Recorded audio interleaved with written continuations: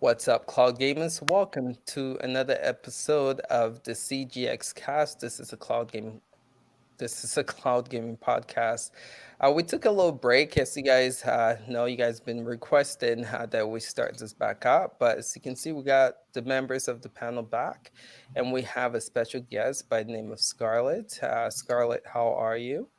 I am doing great today. Thanks for having me on, guys. Absolutely, no problem. And so, like we normally do, we're going to check in with the members of the panel, see how they were doing, see how the break went, see what they've been playing, what platform, and also what content creator they've been watching as of late. So, to get started, Jerry, how are you, sir? What have you been doing, playing? How was your break? And what content creator have you been watching as of late? Yeah, the break was good. It was a break from the podcast, but I don't think any of us were really on a True. break, or it didn't feel like it. As I was saying before we went live, it just feels like since Cyberpunk had come out, it has been just news every day and lots of stuff to test. But yeah, that's mostly what I've been playing. A lot of Cyberpunk and Call of Duty, Cold War. Absolutely, for some reason, got addicted to that and got stuck on that, playing that everywhere. As far as content creators, I have not really been following anybody. I kind of made it a point in December to take a break from being heavy into just watching YouTube and content in general, and I focused on the holidays, and I only put out the content I really had to for the month. So I kind of took it easy. But now it's time to get back to normal. So I'll be diving into all of it again. But mostly gaming, enjoying the family, enjoyed the holidays, and put out some Cyberpunk stuff. Cool. And so would you say you had a pretty good break, Christmas holiday break? Yeah, it was great. Yeah, Good. no complaints at all. Good. No family Awesome. arguments. We're good. That's always good. So Awesome. How about you, Holtz? How was your break? What game have you been playing? What platform? Also, what content creator have you been watching as of late?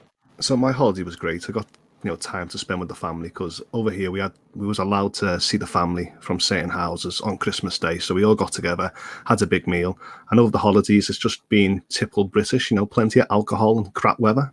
So I've just been knuckling down. I was cleaning my Switch and I got addicted to finishing Age of Calamity.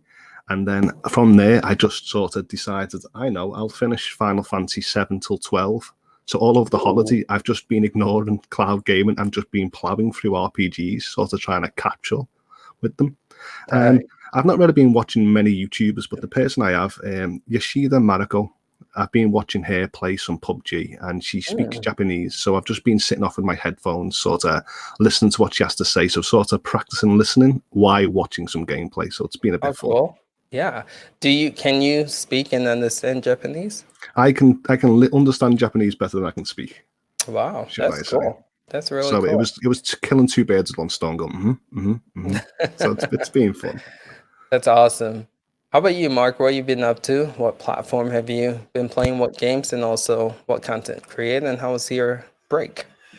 My break was good, a little bit different from Holtz's because they made up a brand new tier for us. We were tier 4 in my part of England, so that basically meant don't go outside, don't see anyone, don't do anything. And yet all I've done is gone to the door to pick up deliveries, and I still have my NHS track and trace app that's gone off to say, you've been in contact with someone, isolate for 14 days. So thanks, delivery driver, I guess. Goodness. But yeah, in terms of gaming, I've actually, my surprise game for 2020, because I started it on stream, put it down, didn't think much of it, but went back to it during the break, and that was Immortals Phoenix Rising. Yes. And I poured 60 hours into that game over Christmas, and I 100%ed it. Like every chest, every vault done, every piece of armor unlocked, every color of armor done, and enjoyed that so much. So that was really my surprise game of 2020. Probably would have been Cyberpunk, but I put it down. I got frustrated with, I think we talked about it the last podcast of the year. I did 3 or 4 side quests in a row. None of them worked because there was a bug on every single one. So I thought, I'm going to put this down. I'm going to wait for the patches and then come back to it. So hope that's on the cards for this year. But yeah, Immortals Phoenix Rising, surprise of 2020. Really good. Yeah, I've heard nothing but good things about that game. I started it, but took a break from it. So yeah, that's a good reminder to go back and play it. Absolutely. Cool. Yeah, and I was just going to say, content creators again, same as you guys. I think when we take a break from YouTube, we take a break from making it and like watching it as well. So it's just kind of a disconnect. Okay, fair enough. Cool. Duncan, sir, how are you? What games have you been playing? What platform? And also, what content creator? How was your break? Start off with my break. My break has been awesome, as everybody else is doing there, because over here in the UK, everywhere is nice and different. We have been in complete another lockdown, which would be tier 4 in England or tier 5. We're not allowed to move, basically. So we've been trapped in the house. I have been playing, surprisingly enough, I've been playing Shadow the most. I maybe bought a load of games on Steam during the Steam sale, and I've spent a lot of money there. But I've also been playing F1 on Stadia as well, so I've been enjoying that. So it's been a lot of fun over the Christmas period there, and I have been able to stick a load of time in. And the game I have been playing is Transport Fever 2, because I'm a bore and I like all the boring strategy sort of games, and I've been doing that.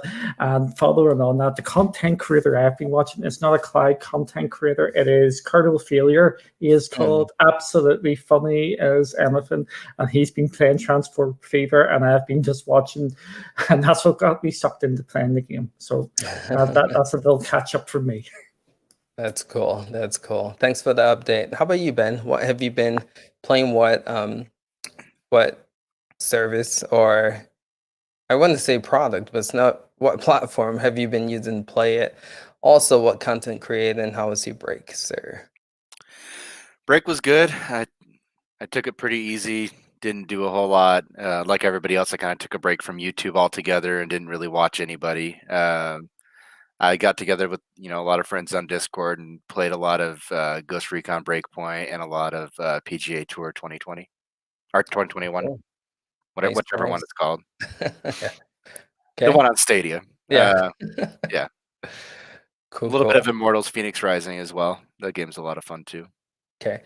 I see y'all on the Discord with Ghost Recon going in. You guys are really committed to trying to play that game online, seems. It's pretty good stuff. It's a lot of fun. Yeah, that's cool. All right, so for our special guest, we have Scarlett. So just want you to introduce yourself and some questions I asked the panel, like what game have you been playing, what platform, and also what content creator have you been watching as of late? Yeah, so hi, I'm Scarlett. Some of you may know me from Stadia Source. I am a mom. I make cool wood stuff. I'm a gamer. What games have I been playing? I don't get a whole lot of chance to play, unfortunately, just because I'm so busy momming. But when I do get a chance to play, my life right now is Gods and Monsters. I cannot get enough of Phoenix. She is fantastic. I love playing that character. The game is hilarious. I appreciate that it's not like ridiculous like some of the AC games are, but it has the adventure and the excitement like an AC game, so I love that. Right. As far as content creators, I'm not on anything ever enough just because, again, I'm a mom. But when I watch people, I'm usually watching my source crew. I try to be there for them. Yeah, so I don't know. My holidays were good. Nice. Awesome. I love that you stuck with the original name for Immortals Phoenix Rising, calling it Gods and Monsters. That's awesome.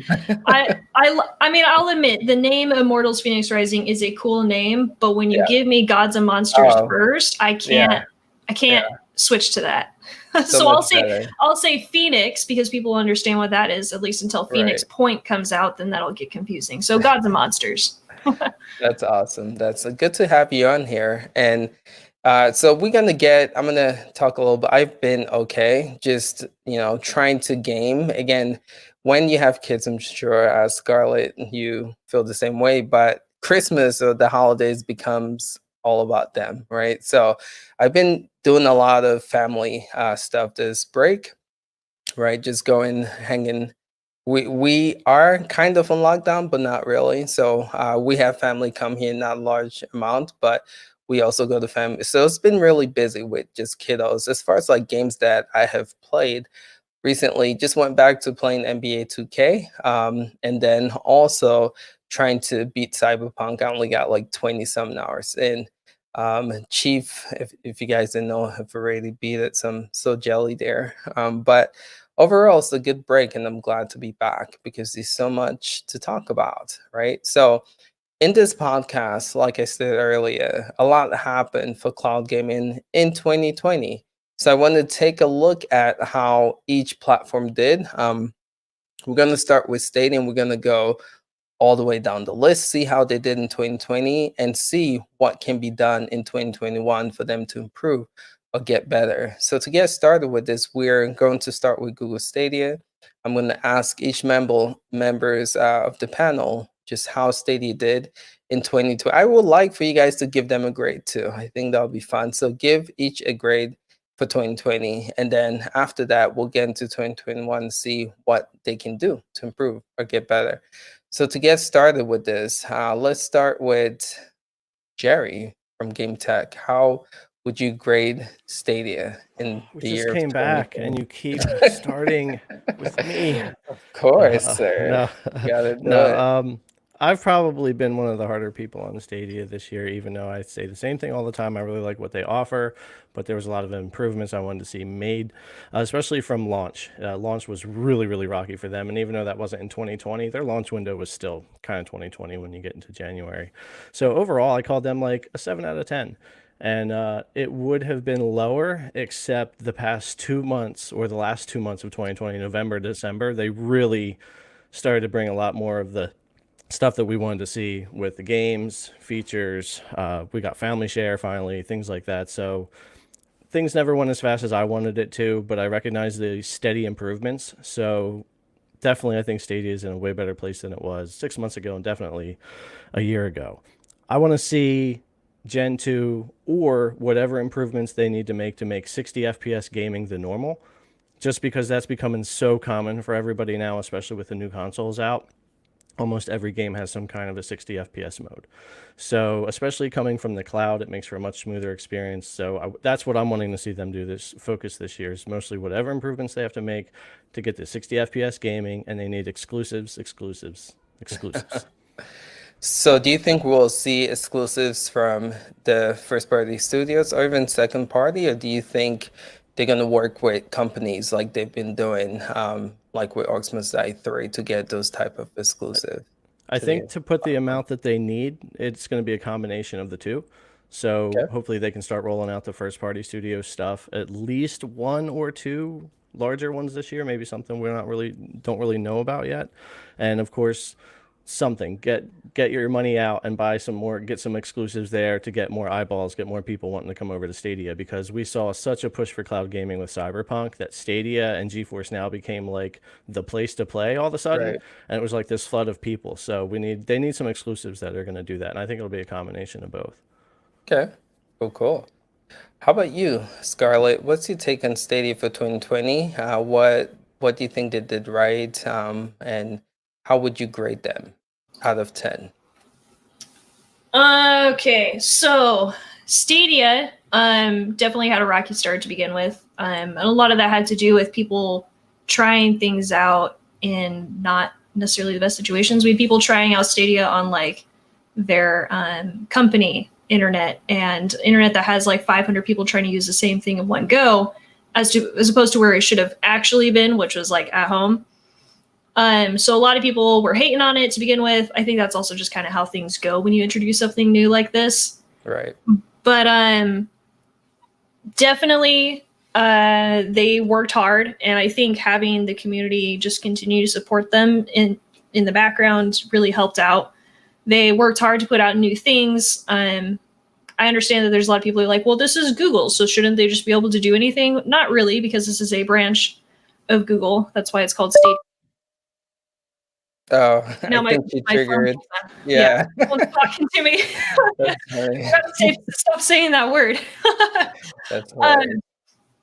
So it definitely had a rocky start, but I think A lot of things shifted around towards the last quarter of the year. I don't know if they hired somebody new to run their social medias or something, but that was hopping, and that made me really excited. We had the Good Stuff event, which was good, and I was a little miffed that Gods and Monsters demo got spoiled, because I was like the one thing I was really looking forward to. Yeah. Made me mad. I don't know what's going on down below me, but so that was good. But then we all I was saying, it wasn't a spoiler. It was a Stadia mistake. Then also then what came after that? We had the content creators nonsense, which was fantastic.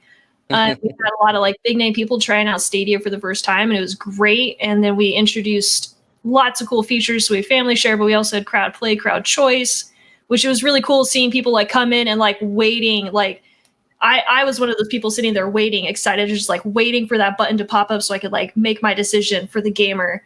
That was really cool. I'm not a Cyberpunk player. I never plan to be, but I can appreciate how the gaming community feels about it as a general whole. And the fact that Stadia got that going well, like that it actually worked on Stadia, was just kind of another nod like, hey guys, we're contender here. So that was really cool. So I mean, maybe I'm biased. And by maybe I mean I completely am. Oh, yeah. But, You're good. I think, I'll give them a high 8, a low 9 right now out of 10, just because I feel like they've given me what I've asked for. I'm also like, I'm not just a Stadia person. I have a Nintendo Switch that I love. I have the PS5, which I love. I had the PS4, is fantastic. So I like being able to play on lots of different places, but I really appreciate what Stadia is able to give to me as the individual. As somebody who, I can't sit in front of my TV to play. Sometimes I need to be standing over my laser machine to make sure nothing bursts into flames. So instead I can pull out my phone as then I'm standing there at my laser machine. I can just, play. I mean, I'm usually playing Cake Bash on my phone because that is awesome. Yeah. But yeah, so I'm really looking forward to what Stadia is going to give us coming up. I think in terms of like what they can do this year, definitely we need to get I'm okay with more back games being built into this, because some people haven't had the chance to play those games, especially all the games that are going to be getting added into Stadia Pro for free. Like this $10 a month has been some of the best $10 a month that I've ever spent, because I've been able to try out so many games that I never would have tried because I didn't want to spend the money on them. But now for like $10 a month, I'm getting 6 games that I can try. Right. That I don't claim them all. Sorry. But so just real quick, I heard you talking about this somewhere, but can you explain to the panel why this was pretty interesting, but explain why you don't claim them all. Yeah, so I curate at this point. I curate everything that I bring into my life. So I don't want to claim something that I know I'm absolutely never going to play or read or watch or anything like that. So I'm not going to claim a game that I know I'm not going to play, because I don't see a point. Maybe people are like, well, it's not like it takes up any room or anything, but it's there, and it's just, I don't know, it's just kind of a personal thing. I know some people just think it's weird, but it's part of who I am. That's really cool, honestly speaking. So I'm looking forward to 2021. I think it's going to be great. That's awesome. And we'll get more after like our grades for 2020. We'll get more to like what we're expecting to see in 2021. So I'll come back to you on that for sure. But go ahead. I mean, unfortunately, I can't stay terribly long. So so I gotta go in about 5 minutes. I'm sorry, everybody. No, you're good. So just since you have to go, is there any more that you would add to what you want to see for 2021? Yeah. I think in terms of like game, so I think we've got features. We know what the features are that are coming. I think direct YouTube streaming from CCUs is going to be something people want. Obviously, the new CCU needs to become Stadia compatible. I don't know why that wasn't a thing to begin with, but it needs to happen. So those two things in terms of features, I think in terms of games, as long as we can get everything that's major, at least major games. So we're you know, like let's say Horizon Forbidden West wasn't a PlayStation 5 exclusive, which I love Horizon, by the way.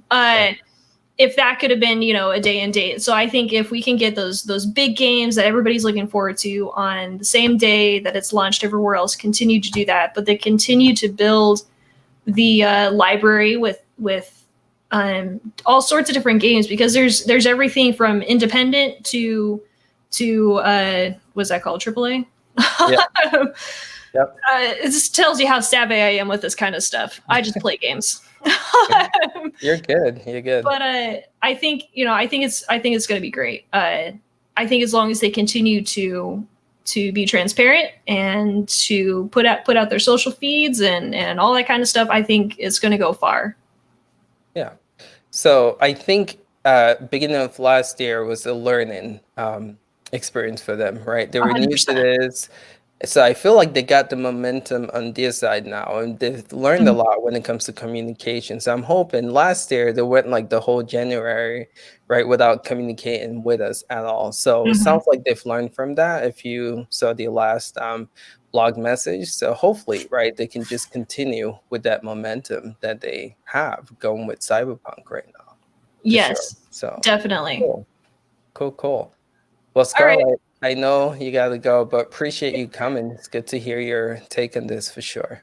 Yeah, thank you so much. I really appreciate it, guys. I hope y'all have fun. Absolutely. Thank you. We'll see you. Right. Bye. Right. Bye-bye. So let's get to Mark. What's your take on Stadia for 2020? What grade would you give it? And also, since we're in the topic, just what are the expectations for 2021? All right, let's go with my grade first, and I'll explain my grade. I think if I'm being truthfully honest, I've got to go 6. Oof. And I'll explain why. Oh man. So I think, and again, this is something we talked about week in, week out, the poor PR, the stuff around a lot of the events. Yes, we've already said they got better towards the end of the year. I completely agree. There was some shift around in staff or something.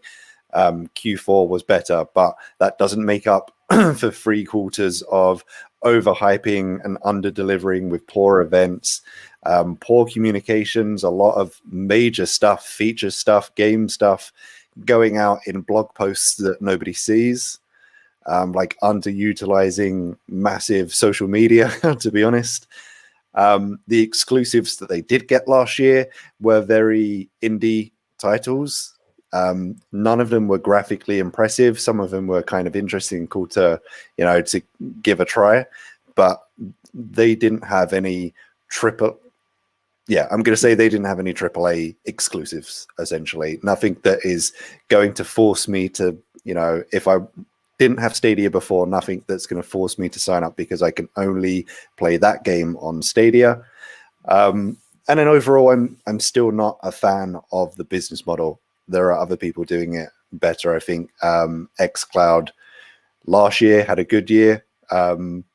This year, probably even better. And their business model kind of speaks to that as well. Like, I don't buy a lot of games on Stadia.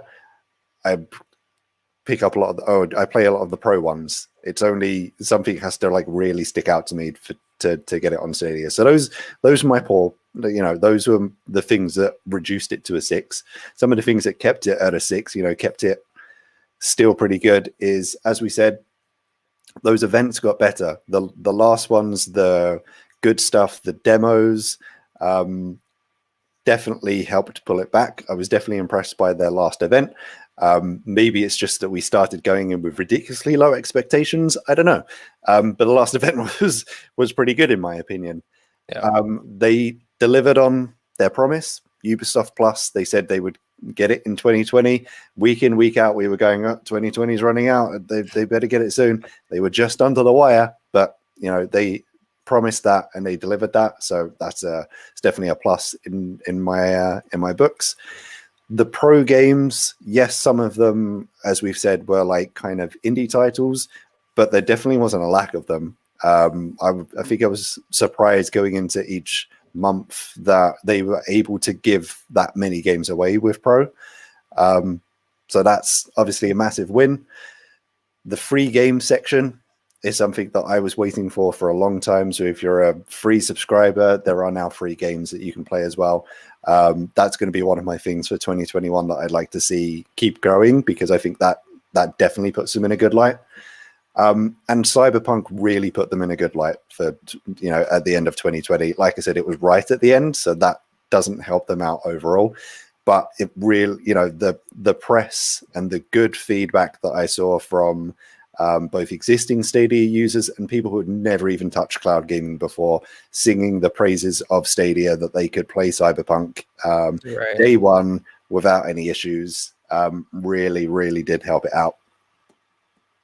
Okay. So you still have it at a 6, even with all of that, huh? Yep. Okay. All right. That's cool. And again, we'll get to the 2021 prediction, but Holtz, let's check in with you real quick. So what you I'm going to give agree with. Stadia a solid 8. Since day one, I hit the ground running with Stadia. There was so much for me to play and want to play. I hit the ground playing Destiny Collection, which I was a bit skeptical of first, seeing a shooter, but it ran smooth as hell. And then I jumped into Final Fantasy 15, then Assassin's Creed Odyssey. So by the time I plowed through them hundreds of hours of game, I was already leading into the spring. And by the spring came, it also offered great discount prices. We started seeing great discounted prices on the likes of The Crew, Division 2. So I jumped on them discounts and played them games, really well. And of course, as it expanded on for the year, I was getting games like playing Grid, playing Darksiders Genesis. I was a bit skeptical. Is Doom Eternal going to come? And then when Doom Eternal came on day and date and it looked absolutely gorgeous on stage, I was like, yes, this is a platform that I'm really going to enjoy. Then over that time, I had 5 months being given to me free as a founder of Stadia. I got given £60 worth of 10 times 6 accounts of vouchers to use, which I was waiting for the family sharing. And all I had to do was just wait until the fall games to actually get my hype, because I was really excited to see the announcements of Watch Dogs, Valhalla, Cyberpunk, and all that to come. And when they came, they never disappointed at all. So Stadia for me has just been a big, huge thing. Of course, there's been little things that's been sort of, trivia, like not seeing big titles like Call of Duty or FIFA come to it. But when I look back as a whole year, I would have to still say I still rank it high as an 8. Okay, that's fair. That's fair. And then with the pro games, to me, I thought they were just digital clutter at times, but I always claimed them because I always knew that family sharing was going to come, and I knew that if it wasn't for me, it's going to be for the kids. And now the family sharing's been up and running, the kids have been really enjoying these pro games. And the amount of pro games that I've been given over the year, I can't argue about what I've invested in. True. I think 8 that's probably where I rate mine too, but you make a really good argument for your 8. So when I sit there and think of all the games that I wanted to play, Stadia did have them. Of course, there's always going to be more than I wanted, and there's always going to be a bit jealous of other platforms, but I did actually choose to invest in Stadia this year. So I did actually choose to. I could have went somewhere else because some other platforms did have the games as well, but I knew it run well on Stadia. They promised up to 4K 60, and they didn't disappoint. Right. Cool. So let's check in with Duncan. Where would you rate Stadia for 2020? Okay, since Holtz gave his explanation, I will go for my explanation. Let's hear it. 8 out of 10 for the tech, everything working, ease of use, all that sort of jazz. 4 out of 10 for the games. So I'm going for an average of 6. It's for me, it always comes back to, and it's my hashtag I've been using a fair bit, content is king, and the content is not on Stadia. We've got 2 dead games coming up from Stadia, which are getting released in the next month or so, which, unless they go pro, they are just completely, you have to forget about them in FIFA and Madden. It's all... I think most of us here would say Stadia is probably the best tech and the ease of use from all the cloud services. Our frustrations are normally service related, PR related, no games coming on. We're just frustrated by everything under the sun. It's just the content is just really frustrating. What I like the change of tone was they've started taking the power out from their speech. It's no longer we're 11 point whatever, I forget the teraflops, and everybody's moving away from that. It's now convenience, and that's where Stadia should have been pitching. But we can't come away without mentioning the games, because if you don't have the games to play on it, you can have the best service in the world. And I would say Stadia is probably the best cloud service there, but it doesn't have the games for me to really make it my number one place to play. It's missing the big hitters. You don't have Fortnite, you don't have FIFA, you don't have Madden, and the big games are not coming to end date.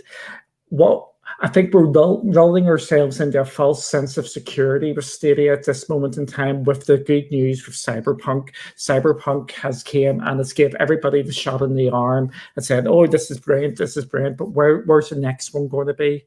And the one after that, there's just no consistency with the games, and you just don't know what is going to happen. But for me, it is a 6 out from 10. Yep. So Stadia, we all have said it here, kind of started out slow, right? Again, they promised stuff with features and 4K, 60 HDR and all that stuff. And you can make the argument that some of the launch games like Destiny 2 and Red Dead didn't live up to that.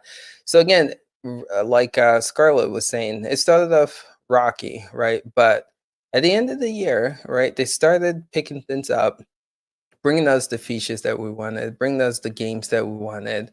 Content is key. Agree with that 100%. But do you feel like they were able to? Yes, beginning was rough, but do you feel like they, at the end, learned and started like picking things up? We're still waiting for FIFA. We're still waiting for Madden. 2 of the biggest games of the year, and everybody says, "Oh, Stadia is a new platform. Stadia is this. Stadia is that." Right. You have to give them time. Go back and look at the original Xbox. Did they have all the EA games and Activision games day and date? And unfortunately, you know what the answer is going to be. Yes, they had EA on board from the get-go. EA is such a key partner, and I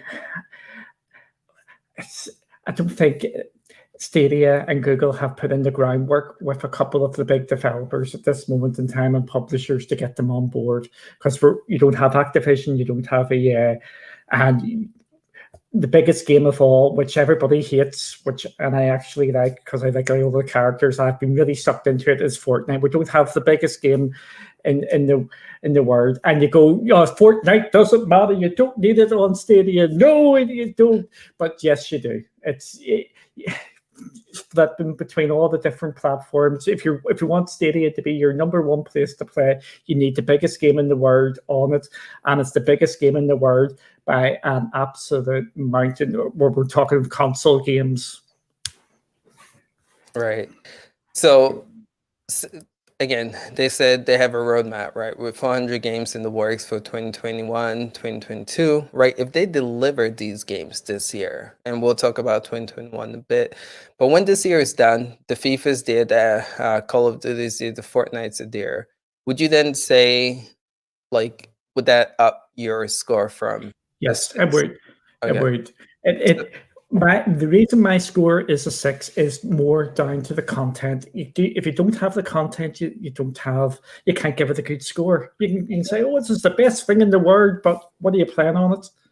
And it's all the indie games of the day, because I don't have the games that you want.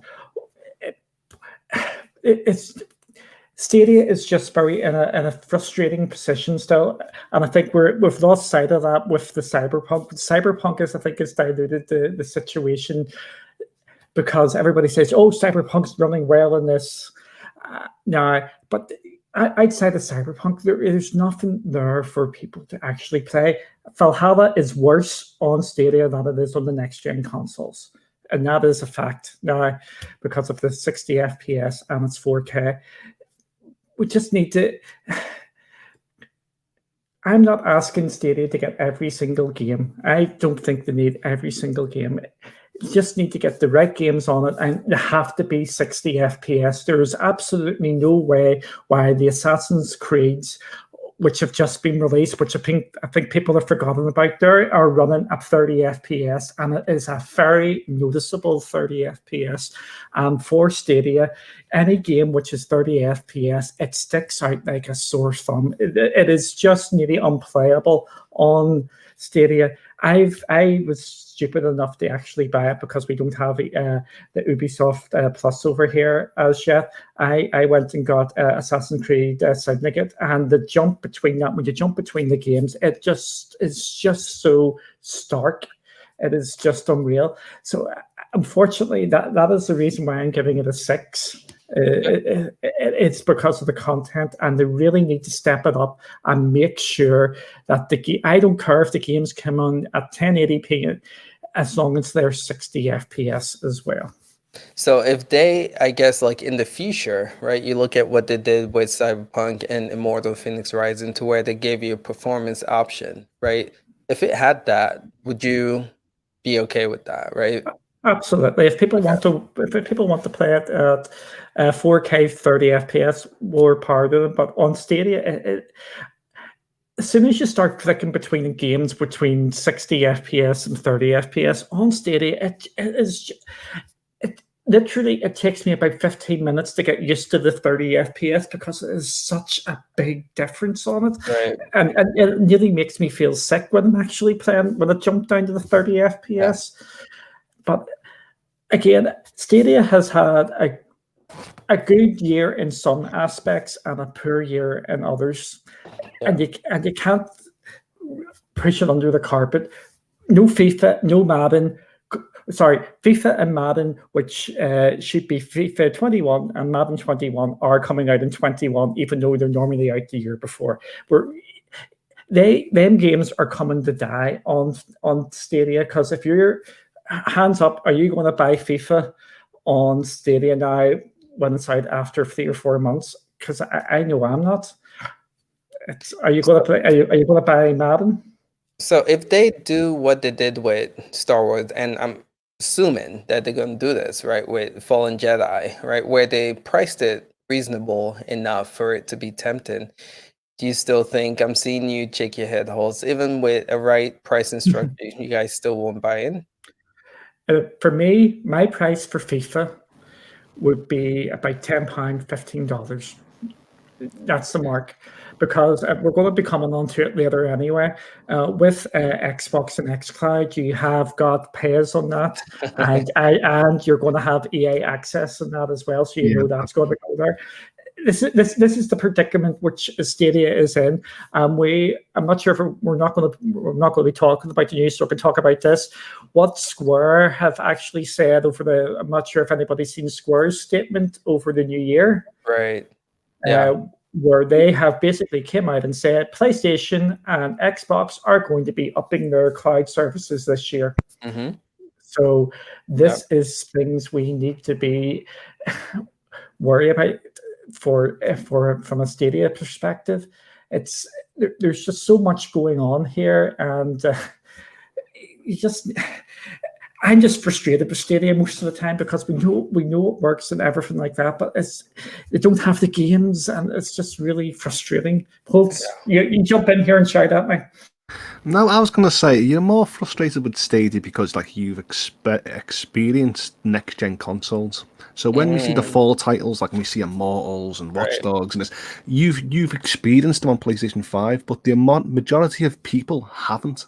So a lot of people are still used to up to 4K 30 FPS. So you've had the luxury to experience 60 FPS, and that's why you sort of begrudging Stadia's performance. So just to come back, Doom, what game which sold me on 60 FPS? Doom. No, the highlight title for Stadia at launch. Assassin's Creed. No, Destiny 2. Destiny 2 on Stadia made me think I cannot go back to 30 FPS. After playing that on Stadia, I could not play that on the Xbox anymore just because of the 60 FPS. Yeah, and that's a good point. If you've got a game that was launched day one and it was at 60 FPS, and then you're getting all these games a year later that did get promised 60, I guess it would be disappointing. But here's my thing with that though. Is that Stadia's fault or is that the devs' fault? I Because blame the devs. if you look at what Ubisoft did with bringing the Division 2, which I think again is one of the best ports, right, for Stadia, and then you look at what they did with Valhalla and Legions, and Immortals was not too bad, but it's like they got lazy. It felt like. So should Google be taking the fault for that? I personally think it's a bit of both. Okay. I think the dev tools have came in hot, and they're still hot because we're still seeing we'll call them poor ports because they're not 60 FPS. I don't think I think Stadia, as we've said, I think Scarlett said, and you said as well, Ace, they overpromised at the start, and I think they overpromised the specs, what people would actually have to actually play about with. I don't think the grunt is there to get all these games at 60 FPS without major sacrifices. Okay. Fair enough. This is good. I feel like it's a good debate. Again, it's good to hear why it's ranked 6 for you, Duncan. So appreciate the honesty for that. But let's we have what 5 other platforms to cover. So let's get right into it. Ben, what's your take on this, man? Where would you rank Google Stadia 2020? I mean, that's a big difference for me rating it now versus rating it for the whole year of 2020. If I were to give it if I were to give it a score now, Mhm. I would say it's probably, like the tech, an 8. It needs more 60 FPS. I agree. But the tech is probably the best cloud gaming tech out there. Absolutely. The UI, I would say like a 7. There's still a couple things like the search bar, the layout. It's a little cumbersome. It runs slow on Chromecast if you have more than like 30 friends. There's a lot of little bugs like that they need to work out still. Um, I would say overall for the entire year, because their launch was so bad, I would probably say I agree with Duncan that 2020 I'd rate it for a 6. The last 2 months, great, fantastic, huge comeback, but that doesn't really make up for the rest of the year that they just kind of, I don't know, flopped around just waiting for something to happen. Okay. I think what they need to do to keep their momentum going. Cyberpunk showed off how great the power of cloud gaming is. Games Right. like Grid showed off how great it was because you could have 40 people playing at the same time and it was chaotic and it was awesome. Um, but then they had all these indie games that don't really show off that power. And you can't talk about that power in the beginning and not really have it there to show it off. They need to have more free games. PUBG needs to be free. I think Elder Scrolls needs to be free. You're going to get all those the younger generation that can't really afford to pay for subscription yet unless their parents pay for it for them. They want to get on the service, but they don't want to pay for it or they can't afford to pay for it. So Hmm. you need games, they got Destiny 2, great. They need Right. PUBG. Fortnite said that they're not coming because there's not an audience yet. They're going to build that audience if they put PUBG and they put Elder Scrolls and they put Pac-Man. Pac-Man should not be we shouldn't have to pay for that game. That should be a free game. You want to show off the power of Stadia with you have a whole bunch of people playing at once. They're not going to have an audience. They're not going to have enough people to play it if they just keep hiding it behind a paid subscription model or actually having to pay for the game. Right. So interesting. Well, there's something I want to say, but we'll get back to that. But tell me more. Is there any? So what can they do to bring it from 6 to 8 on your list? They need more stuff like the last event of the year where they have people that are recognizable actually playing it for fun and not a scripted type of situation like they did earlier in the year. Okay. Where they had what's his name, Xavier, whatever it was, where he actually looked like he was having fun playing it for the first time and not like being told what to say and how to play it. Yeah, like a It was script. Yeah. it was a huge difference. Yeah. They need more people like that. They need more people on Twitch, like recognizable faces and names, Okay. showing off Stadia, why it's good, Okay. why it's fun, not just telling them what to do. Let them do it for themselves. Okay. All right. So better shows, right, with people who actually enjoy Stadia instead of just people scripting, saying, getting paid to say Stadia's. Okay. That makes sense. So the reason I was doing this earlier is because I feel like this side to the left rated it at 6. If we can move Mark over there too. It's interesting, 6s. And I believe, Jerry, you rated it 7. I rated it at an 8, realistically speaking. And the reason why is because, again, this is a new platform. And this is I believe they interviewed Jade Raymond and what's her name? I can't Erin Huff, whatever her name is. And she was saying, people don't realize how difficult the launch of Stadia was, right? It's not like just creating the hardware and then, shipping it out and creating games. Like the engineering that went behind Stadia, right? She was saying like the pipes that had to, be created to make sure that Stadia had enough bandwidth to launch in as many countries as they did, right? And with the flick of a switch for it to go live and work well for everyone. That takes a lot of like engineering and power. But that's just, again, we can all agree here that when it performs well, so we can give it to them. But again, just launching a new product. Think about like when Microsoft first launched the first Xbox, right? They went through a lot of crap, right? If they didn't have the pockets, I don't think Microsoft would still be here. This is Google's first go at it, but they're not trying something that's already been, done before. This is like a new area that they're diving into. And I don't know, like I feel like they did okay. So with the games, right? I mean, over 100 games the first year. They tried, even though they were slow with delivering the features, they got it. They were mindful of the importance of building trust with the community. And they were mindful of bringing those features the first year. I don't know. I think they they started off slow. You guys saw me my stream day 1. I was pissed off. But I think they worked really hard. And we say the same for GeForce Now, but I think we should give them props as well with the work that they did to kind of work on gaining trust again. And I think they did a good job. So that's why I have it at an 8 for sure. But I'm just going to say 2 simple words, and I think all our scores would be different. Early access, and my score would be up to an 8. Absolutely no problem. Nudge changes things. So if they would have said like, this is in the beta or this is the early access, it would have been a different score. Exactly, because you get eyeballs. Then it is early access. We haven't got all the games because we're in early access. We're only bringing some games across. It's them 2 simple words would have changed a lot for the whole year for Stadia.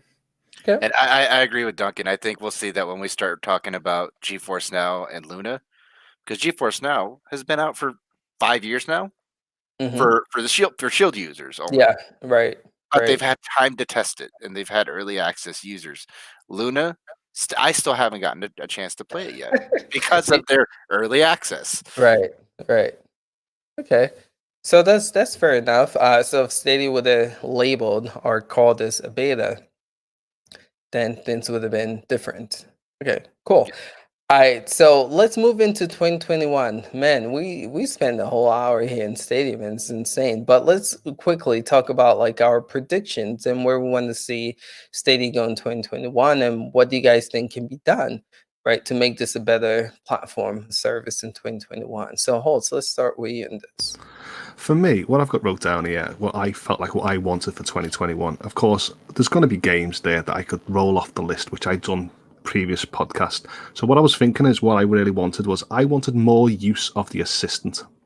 I want to start saying to the assistant, doesn't matter if it's on a home device, any Google device, or my controller, and I would like to say, Google, purchase this game. Please enter PIN XYZ. The game's being purchased.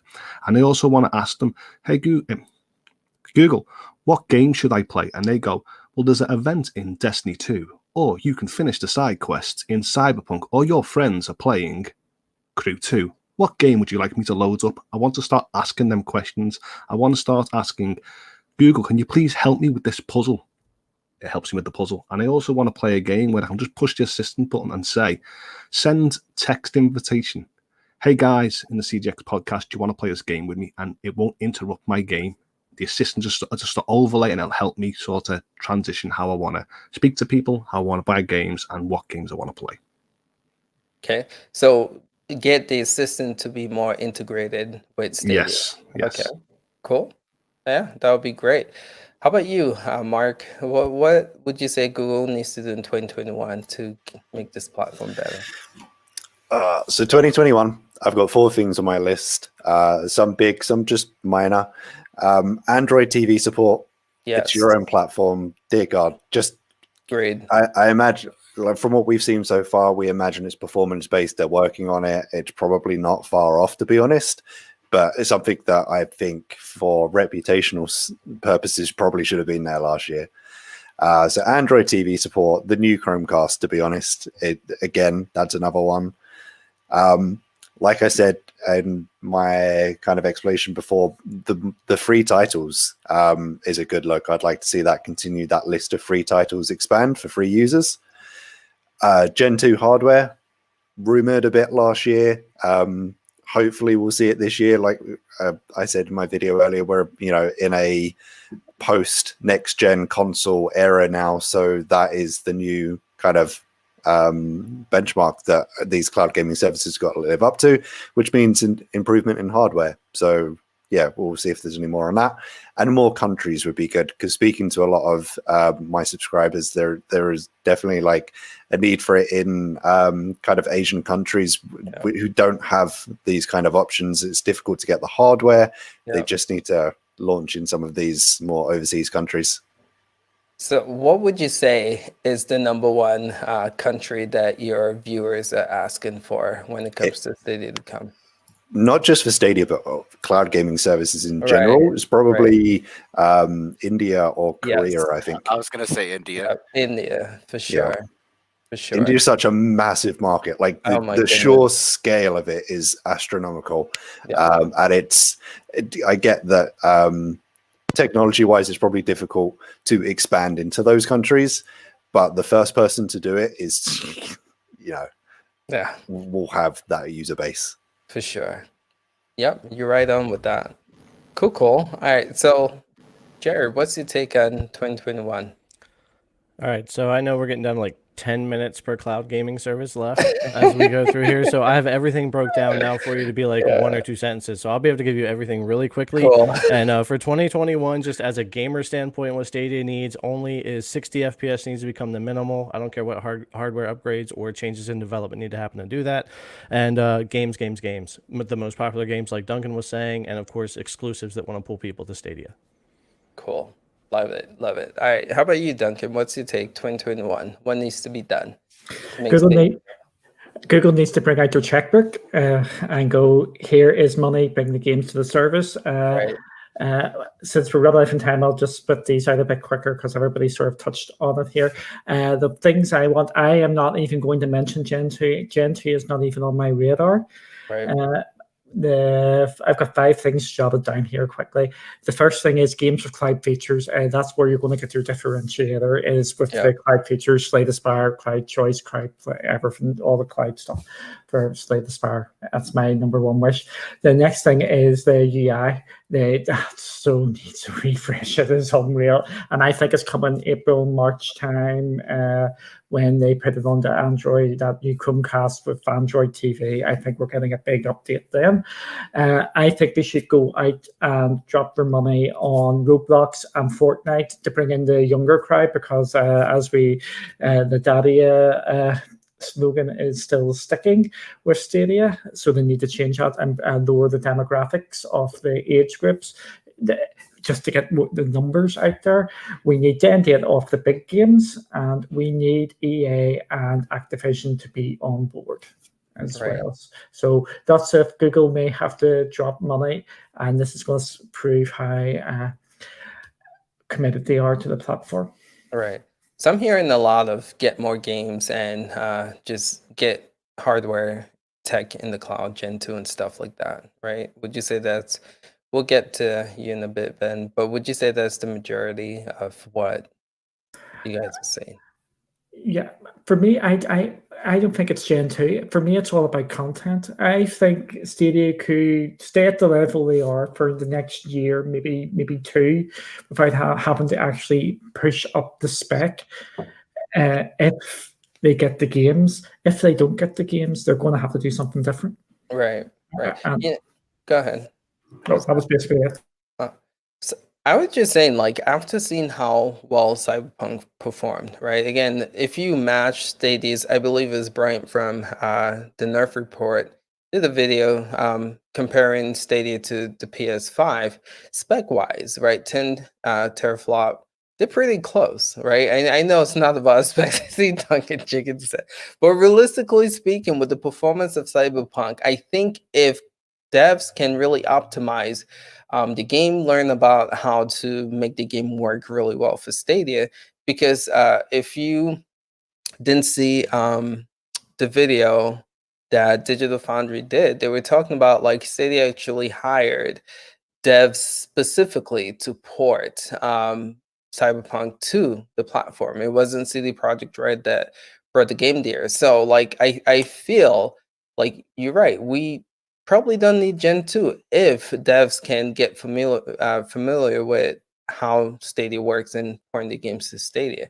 But I believe they have good enough hardware in the clouds to be competitive with next gen right now. But that's just me.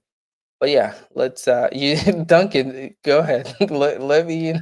I see you Uh, shaking your head. Let me in.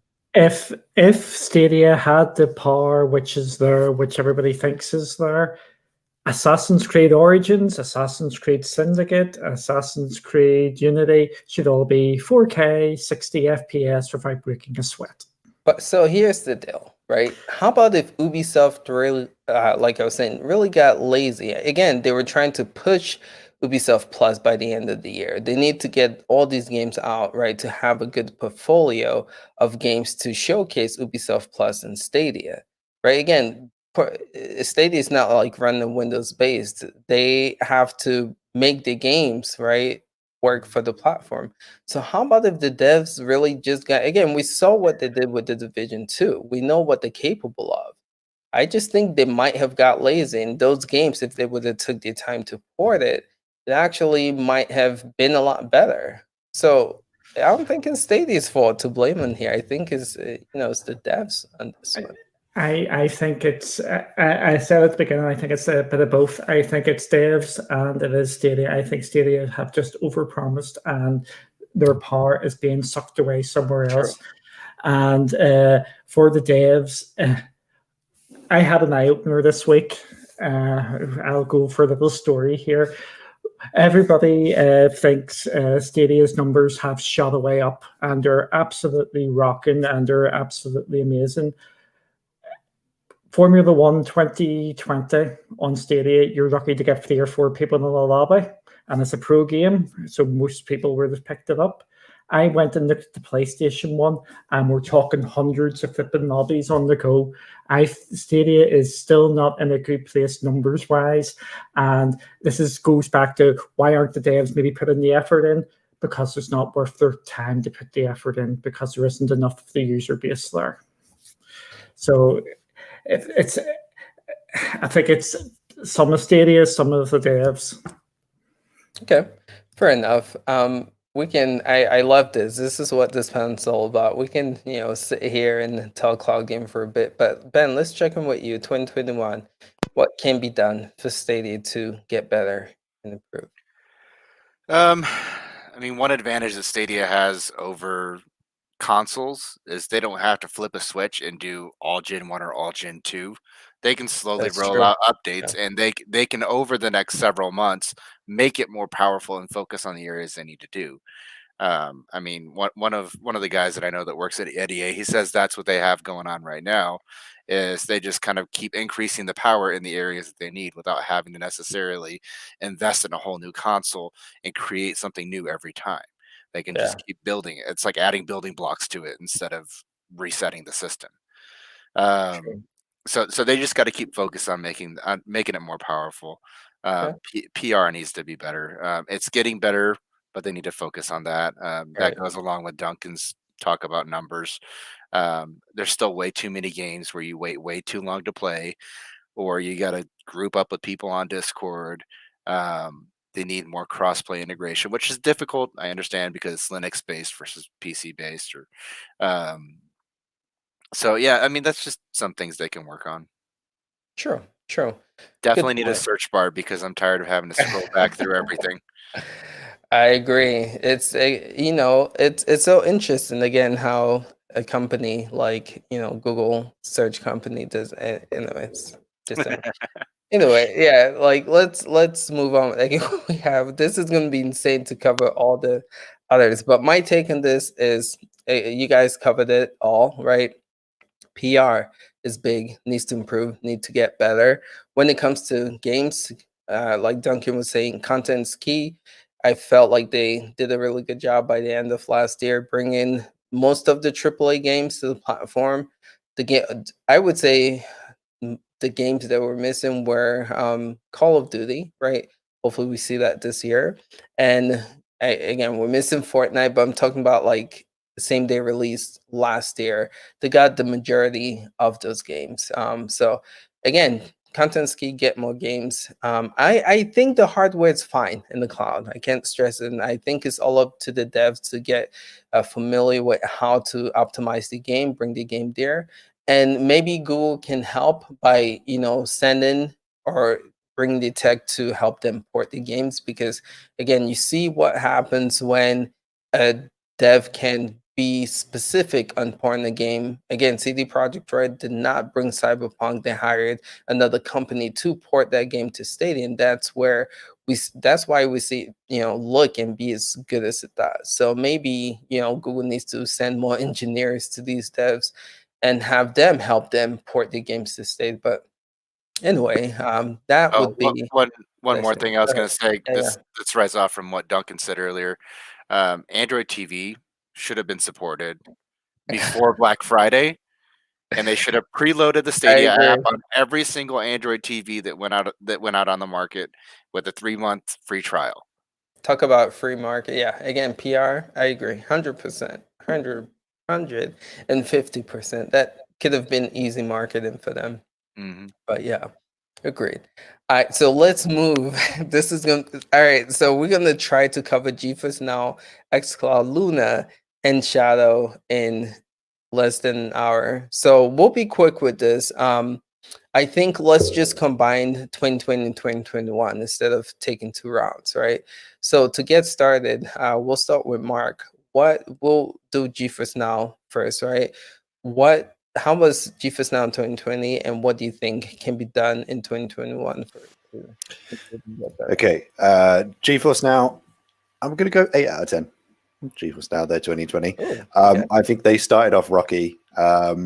They came out, officially came out of beta February into like official, and didn't do their background legal stuff, pissed off a lot of publishers, lost half their library. So that was a bad start. And I think despite that, came back from it very well, to be one of the strongest at the end of the year. Week after week, we're getting large amounts of games being added. The opt-in model, which they came back to, is working really well. That's now gone to a monthly system, which I actually quite like, seeing all of the games ahead of time. Quite a big fan of that. Their founders tier is cheap as hell compared to a lot of others. It is just an introductory offer, but it has stayed there for so long, and it's still at an introductory offer. They're not, pushing it out faster than it should be. They're very aware it's introductory, and they're working things out, and they're not charging people for it, which is great. And they were one of the first people to come to get the iOS web application working, and their Shield TV Pro is amazing. I don't have one yet, but I hear nothing but good stuff, and I really want one. And they support it. They own their hardware, and they support it well, and they do dedicated updates for it. The AI upscaling, things like that. So those are all my good things. A couple of things that stop it from being any higher. The founders tier, as good and cheap as it is, that did make it sell out for a good number of months in 2020, making it unavailable to a lot of people. The performance for myself personally isn't the best out of all of the services. Weirdly enough, it's better for me on mobile devices than it is on Windows. Windows, I get poor network connectivity on like a hardwired line, but over Wi-Fi, it's perfect, and I can't explain that. So, yeah, and last thing, sorry, their UX is much to be desired. Like two-factor authentication for most of the games you have to log into while on a mobile device using an on-screen keyboard is a pain in the ass. Yeah, it's just a bit dated, but a refresh of that would fix a lot of issues, I think. Right. Okay. Cool. Thanks. Yeah, the UI needs some work for sure. Jerry, let's check in with you, sir. What's your take on 2020 GeForce Now and what they can do in 21 to improve? All right, so first of all, we just learned that Mark has a photographic memory because he literally quoted my notes word for word. Literally word for word. It says Rocky Start right here. But yeah, for me it would be a 9 out of 10, but because of the issues in the beginning of the year, it dropped it to an 8 out of 10. Anyone that follows my channel knows I love GeForce Now. I think what they offer is fantastic. It's a perfect complement to PC gamers. As far as the issues with sellouts, that's another thing that brought the score down. They're sold out again now, and that makes it harder to recommend, and that's been my gripe with Shadow. Every time I recommend something and somebody comments and says, hey, I can't get this, and I feel like an idiot. And then as far as pros, especially marketing, I think opposite of Stadia, NVIDIA and GeForce Now, fantastic job this year with marketing. They've reached out to more and more content creators. They did a great job with Cyberpunk. I mean, like really, really good, tying that into their GPUs, GeForce Now, and Cyberpunk kind of all went together. 2021, 1440p, 4K streaming, and a UI fix. Done. True. Wow. Nice. Nicely done. It's you, sir. Oh, I'm just going total opposite. I give it a 6 because to me, of course, GeForce Now for a lot of people is huge because they got the Fortnite, the Apex Legends, the Hyperscapes, access to Ubisoft collection. That's great. But personally, for me, I feel like they've got access to the biggest libraries, Steam and Epic, and to me, they're just lacking the biggest games in genre. They're lacking in the RPG departments, the MMOs, the fighters, the races, the sports. And to me, I could name 10, 20 games that are in my Steam library that I wish was brought to it. Of course, I know it's not GeForce's fault, but they could have just sort of nudged the developers by saying, come on, our platform could be bigger now. Come on, GTA. Come on, FIFA. Come on, Tekken. Come over here. Because when I seen the beta, I was really excited for it. I was like, oh my God, this is a platform and service that I really want to use. Look at all them games. And then on launch, they took them away. And then every time I was excited for a game in GeForce Now, they were taking 2 away of the games that I personally like to see. So that's why I've rated it very low. And of course, why I rated it a 6. The waiting times for free tiers are just getting it beyond a joke. You're waiting for like a half an hour to an hour. And these, if you've said, these are probably kids that can't subscribe to it. They're trying to get into Fortnite, Apex, and whatever. They're playing the game for an hour, then getting back into the queue. And if you want to stare at a screen as a cloud gamer going forward, they're going to go, well, I don't want these queues anymore. They're going to play it on the mobile. They're going to play it on the last-gen consoles.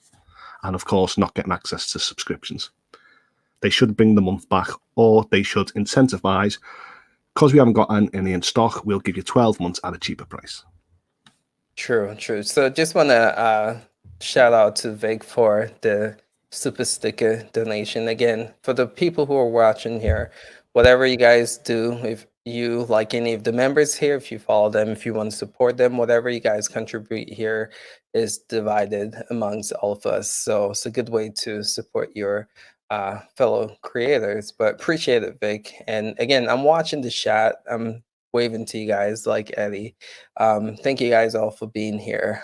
So really appreciate it. But let's get back into this. We don't have a lot of time. We have so much more to cover, but it's good stuff. And what I was going to say is for 2021, what I want to be brought to GeForce Now.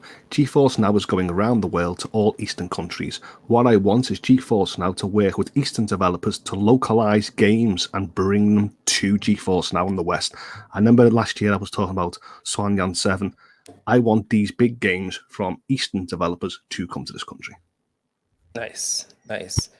Okay, cool. And good point with GeForce Now again. It's so interesting to see the numbers switch, right? You gave Stadia an 8 and then now GeForce Now 6, and it seems like it's the opposite from Mark, right, and you. So it's cool. I like this. Let's check in with Ben. Where would you put GeForce Now 2020, and what can they do in 21 to make the platform better? Ugh, that's rough.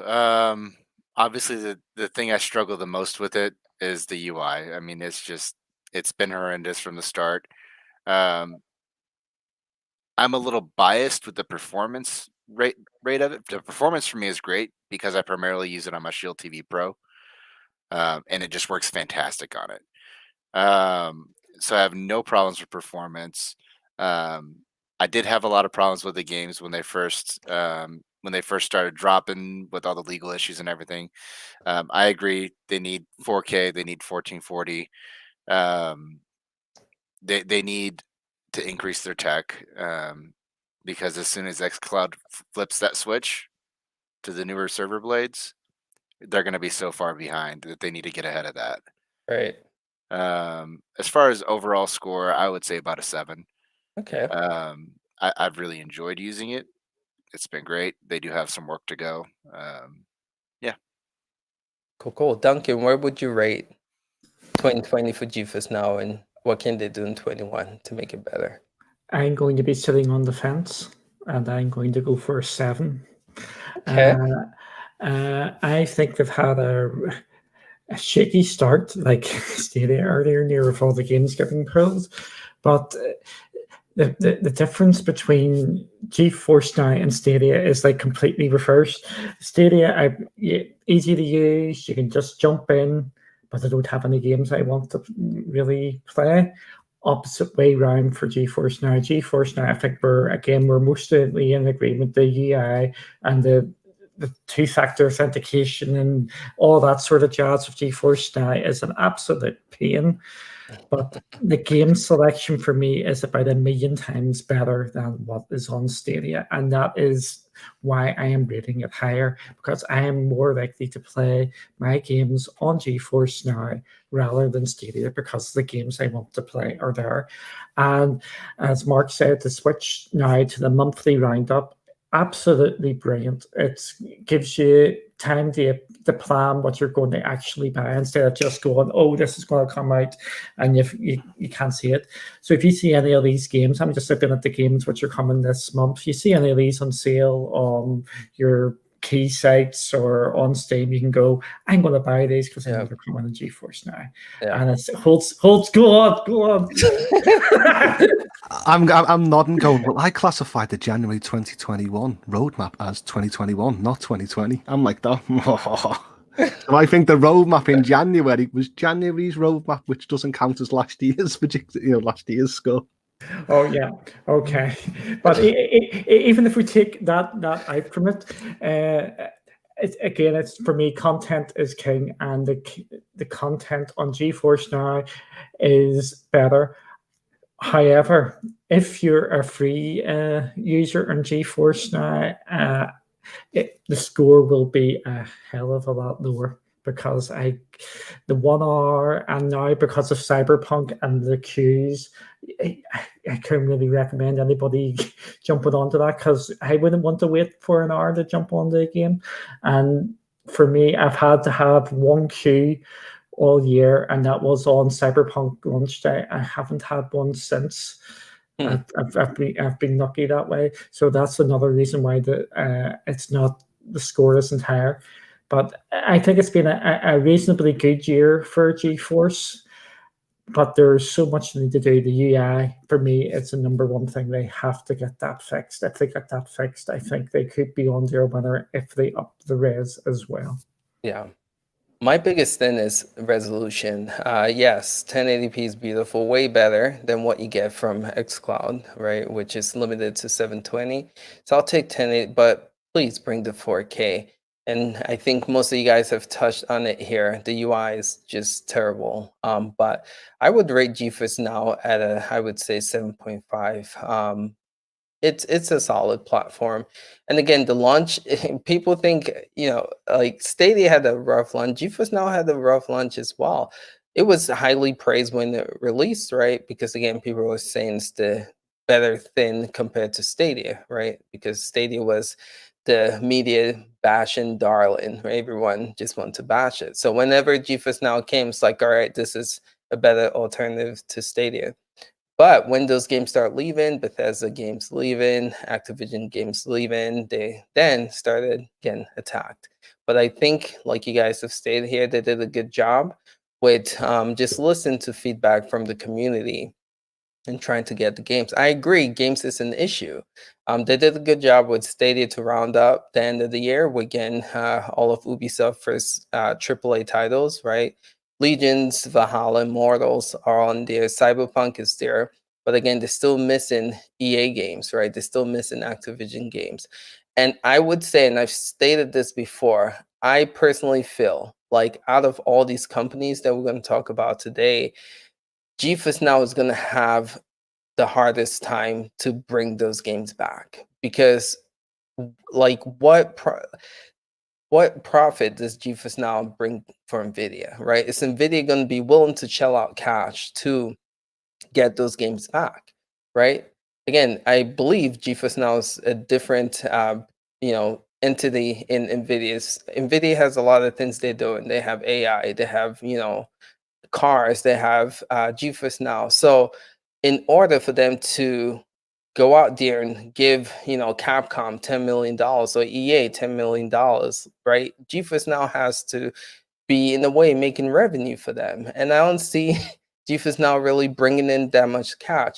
As to where Google Stadia, I feel like Google will be willing to shell out the money because, they see in the long run that that can bring money for them. Microsoft, you see what they're doing with acquiring companies because they see the benefit of having those games.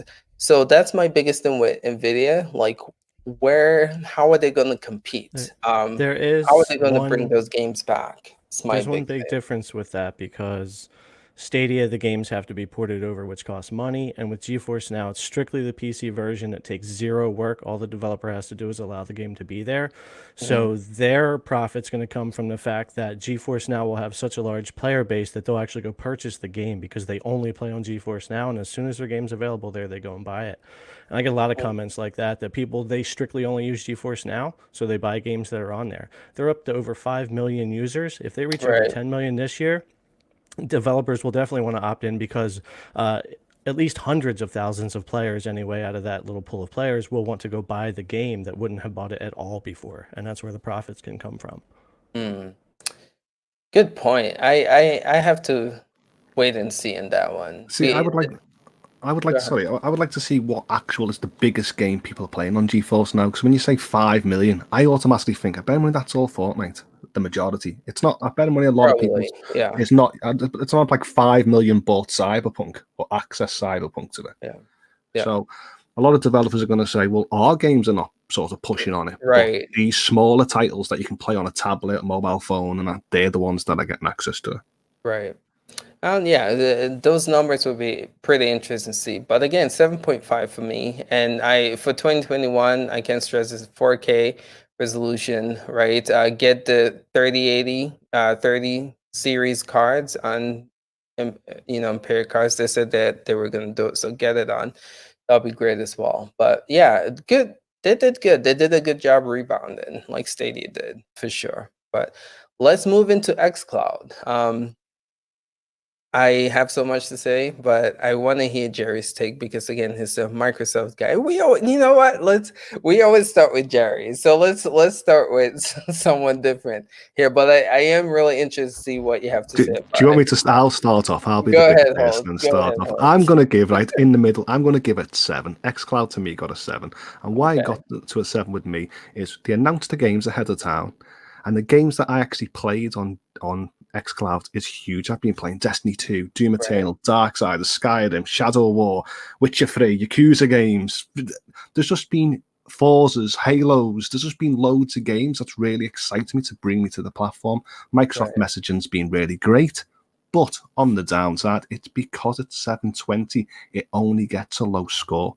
Right. So, and because with the marketing, I really want to see coming next year for Xcloud, I really want to see them working with EA by saying, well, let's bring EA Play Pro into the fold, or let's just bring a cloud tier, because I'm sick and tired of seeing coming to cloud, coming to PC, coming to console. Right. That's what annoyed me. It would have been, if that was just all in one, that Yeah. Xcloud would be a number 9 in my books, apart from graphics. Yeah. So Xbox, I'm hearing, has potential, right? They just have to make some minor changes and they can easily get that 9 from you. Yeah. But if it was focused on last year, they had the games that I'm really looking forward to. They were proposing the games that I want to play next year. Right. Last year, the marketing was really good. And I've had no problem at all running it on the beta or on launch. Okay. Fair enough. All right, Duncan, what's your take on Xcloud? Where would you rate it in 2020, and what do you think they can do in 2021? I'm giving it a 5. I'm giving it a 5. To be honest, I was actually thinking of giving it a 4. I'm starting to see a pattern here between me and the panel. I bet money Duncan gives a high score to PlayStation Now compared to me. I'm starting to see it. Yeah. Unfortunately, Microsoft have got the content, but the quality, for me, I just can't play it. That's basically it. From all the services, the only way I can play the xCloud stuff is actually through the home streaming rather than through the xCloud itself. I think that works better for me. And to be honest, xCloud is the poorest I've probably. Sorry, I will rephrase this, but not for spoiler reasons or what we're going to rate one of the other. It's the poorest one from the year for me. You mean like performance? Performance wise, yes. I'm expecting big things this year from xCloud. I think we're going to hit March, April time. I think it's going to go nuts. I think we're going to get the updates for Stadia. We're going to get updates for xCloud, and we're going to get updates for Luna as well. I think it's we've seen a perfect storm September, October last year where everything seemed to have all came together. I think we're getting another one for March, April time, where we're going to see the updates to xCloud. Content, I think it's the best from probably all the mainstream console like experiences, but for me, I just can't play it, so that's why I am giving it a 5. Right. So theme that I'm seeing with you, Duncan and Holtz, is that again, those minor changes, right? Getting better blades in the cloud to make performance better. If they can give us, we're not even asking for 4K, but just give us 1080 like NVIDIA's doing, and give us more options to play xCloud, and improve the performance a little more. So that's what Microsoft should do. They should unite me and Duncan by bringing what we're asking for, and we'll have the perfect score. Yes. Right. I think if I could play xCloud 1080 or that's Xbox Series S sort of things, I think my score would have probably been 8 or 9. But because of the 720 and it's like no, I can't really justify the score. Right. So people in the comments have wanted me to let you guys know that 1080p is coming soon, right? So that should help with making resolution look better. All right, let's check in with Mark, man. Where do you see xCloud, and where was xCloud for you in 2020? What can be done in 21? Xcloud comes in at a 7 for me. Okay. Again, kind of middle ground, sitting on the fence a little bit. For me, their business model makes the most sense. I think they kind of nail it. The biggest thing for me, for the price you pay, it's kind of like why I'm such a big fan of Ubisoft Connect, Ubisoft Plus. It's that one subscription and the value you get for that, for the titles you get, day-and-day releases. Some of the Xbox titles, day-and-day release you get for being part of Game Pass justifies the price. I think that's pretty good. In terms of accessibility, I think they're up to like 22 titles now, which can be played on the phone with touchscreen controls. which makes it one of the easiest to kind of play on the go, which is pretty good. So say something about touch. Sorry to cut you. Those, I don't know if you guys have tried it. I think you did a video on this, Mark, but those touch controls are designed specifically for each game. So it's not like Stadia to where it's all the same, right? It's pretty cool what they've done with touch for Xcloud. But anyway, sorry, keep going. Yeah, no, so it's not a generic controller that comes up on screen. If the Y button does something specific, then it will be labeled that, and it'll be put in a place where it knows it's not going to be in the way for that game. My biggest complaint at the time when it first came out was that it's difficult to apply it to like all games, because like an FPS, for example, you're not going to play with touchscreen controls. But in this list of 22, they've definitely expanded out the genre of games, which has me kind of rethinking it definitely applies to more than I originally thought. So excited to see what they do with that. But yeah, the reason it's not higher than a 7, everything we've said in terms of the performance is still capped at 720. We're still on Android phones or Android devices, essentially. They are coming to iOS, but late. They're coming to Windows. That should have been one of the earlier applications, to be honest. In terms of hitting a large demographic. I mean, obviously they're on Game Pass for PC is already a thing, so that maybe justifies it. But I mean, a lot of us are running out of space on our PCs. So having the streaming capability through Windows, considering it's their platform, just would have been a much better thing to see much earlier on. And again, it's that inconsistency against ecosystems, which really, it just confuses me to the point where sometimes I'll just go to another platform instead, because it's like, okay, as Holt pretty much said, this, if you look at their like January titles, this is coming to Xbox and PC, and this is coming to Xcloud and Xbox. Why not all of them? So True. Next year, 2021, Phil Spencer has already kind of hinted that he wants to change that subscription model to the potential that people can actually purchase games and keep them forever and have them playable through Xcloud, which just avoids that risk of games being rotated out as they do at the moment, which upsets a lot of people. Obviously, iOS is coming through the web, the Series X hardware, looking forward to that. That will definitely help that resolution, as we're saying in the chat. And I think that Bethesda sale from last year now, I think we're going to see some stuff come from that. I spoke last year about a service that id Software and Bethesda had worked on to improve streaming performance through something they created called Orion. And I think Microsoft now owns that, because we haven't heard anything about it since. And I think they're going to use that to push the quality of their streaming. So 2021, I think, will probably be quite good for them. Yeah, I agree. So Ben, what's your take on Xcloud 2020? What can be done 21 to make it better? So I will say I agree with Duncan. They've got games galore, and their games are great. I only tried it for about a month and a half last year. I don't own an Xbox. They pushed Game Pass Ultimate hard. I saw ads for it everywhere. I saw it on cereal boxes. I saw it at Best Buy, big posters, everything.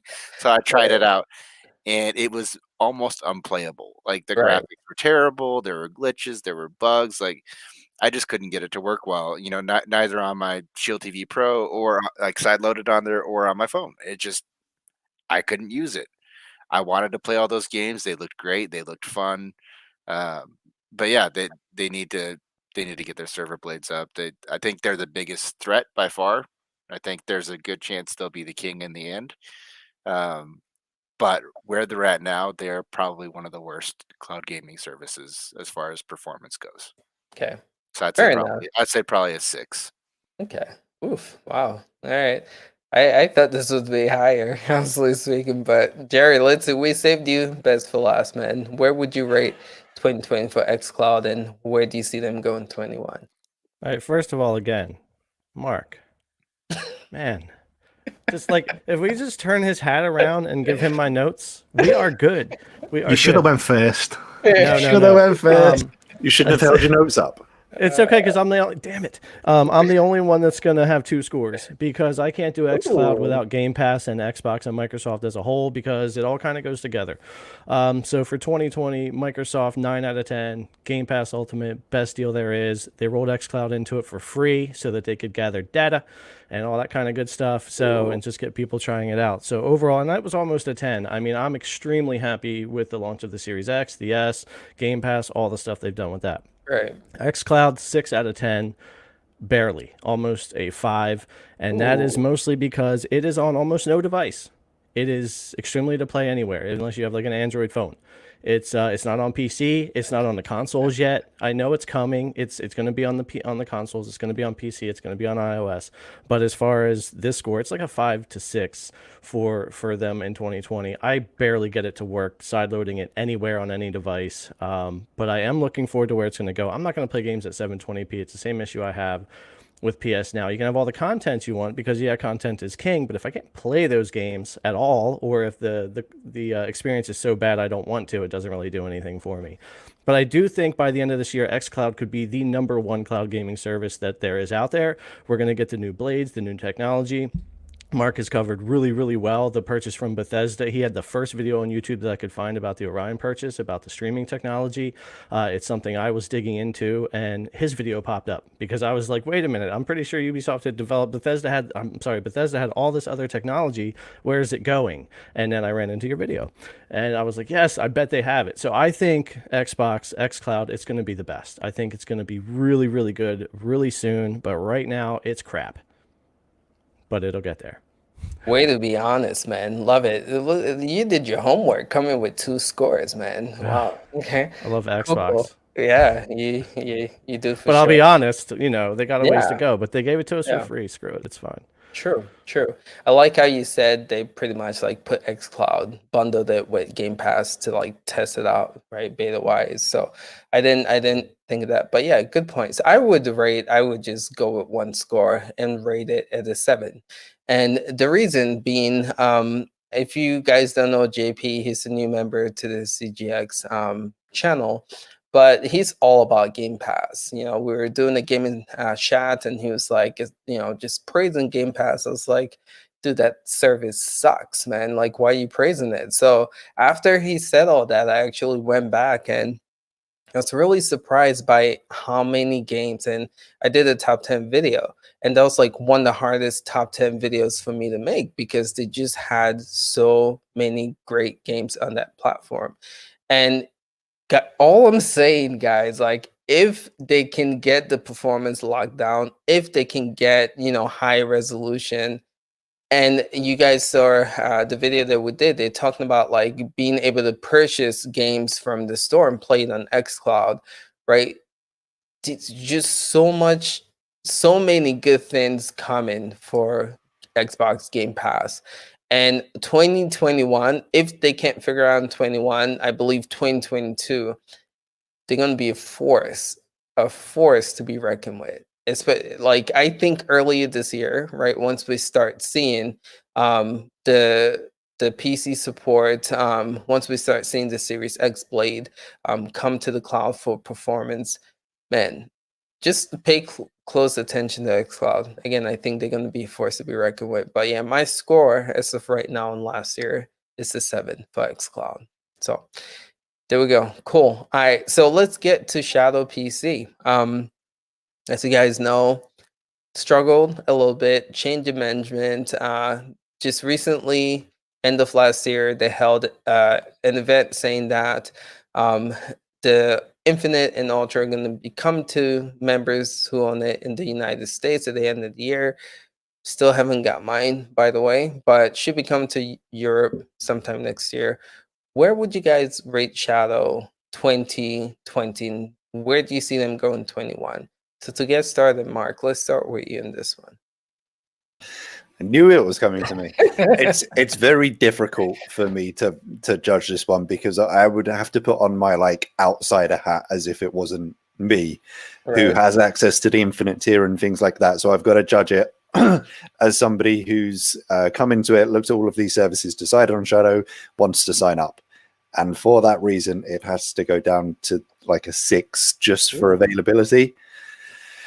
I think just to get into the boost here, if you have to, if you're in an area where you need to rely on the Paris data center, those wait times, they've been a victim of their own success. We've said it before. Those wait times are pushing into mid 2021 right now. Nobody's that patient. They're going to find another, an alternative method to play games in that time. Right. In terms of their kind of branding, it's kind of like missed promises. So the Ultra and Infinite tiers, the pre-orders for them for Europe were 2019 to be delivered in 2020. That hasn't happened. So it's things like that that keep the score down.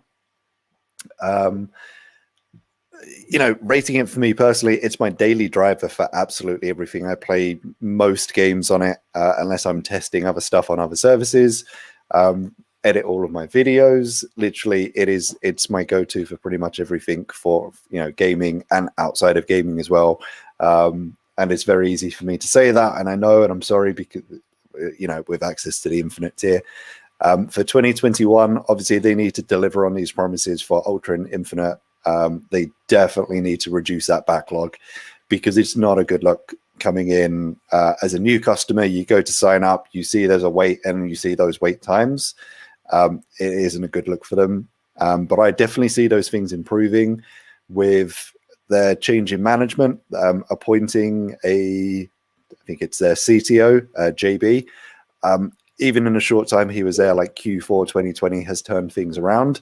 It's definitely sped things up. We've seen improvements since from the day he walked in the door. So 2021, he's probably going to be making a lot of big changes. And so they've got a news live stream Thursday next week where they're already announcing some of the things they're going to be doing in Q1 2021. There's already some good stuff in there. So yeah, but outsider 2020, it has to be a 6. Okay. Yeah, that roadmap is going to be nice for them because a lot of people are still on the fence with Shadow right now. So I feel like having that event and showcase and what's coming is going to be really helpful. Cool. All right, Duncan, where you at? Where was Shadow for you 2020? Where do you see them going to 2021? Okay, I'm going to say I use the full scale for iPhone 10s. I don't say things, so it is a free for me for Shadow, and it's a very easy way I can justify this. Is if you're not moving forward, or if you're standing still, you're actually going backwards, and Shadow has went backwards the whole year. It feels like a whole wasted year for Shadow. They didn't get their new tiers out, and we've been promised them for I don't know how long. I've signed up today to get the new tiers, and I'm still waiting and waiting and waiting, and people cannot get onto it. So people are complaining about having to wait half an hour to an hour to get onto GeForce Now. People have been waiting 3-4 months to get onto Shadow. Shadow itself as a product absolutely works extremely well, but this last year has been an absolute shambles for Shadow themselves. It's this is not saying the product doesn't work. I have been using a fair amount over the last year. I use the Ghost. I use it on my Mac. I've used it on the PC as well, and it works fine absolutely everywhere. But this year has just been a something show from the Shadow sort of perspective, probably caused by the last year's fun and games, which obviously everybody will know about. So this year, I'm just hoping that they actually start to move forward, because even these new updates aren't really comparing to what's out there on the bigger scale of the other PC cloud services as well. They are a step up, but they're not a massive, or compared to the other ones where they're moving on to the other cards. So I'm just hoping we're actually just see some progress with Shadow this year. Yeah. Good. So good. That was a 3. Ooh, my goodness. Wow. Ben, where do you see Shadow 2020, and where do you see them going 21? I mean, I'm a little biased. I was one of the lucky users that only had to wait, a whole 3 weeks, to get For it, what? to get Oh, Shadow from the time I boost? asked for it. Yeah. Okay. So, I know that there was a long time for most of the year where people are having to wait months to even get Boost. Right. Um, I've had great performance with it. I don't own a PC. I run it on a 2014 MacBook or on my Shield TV, and it works great.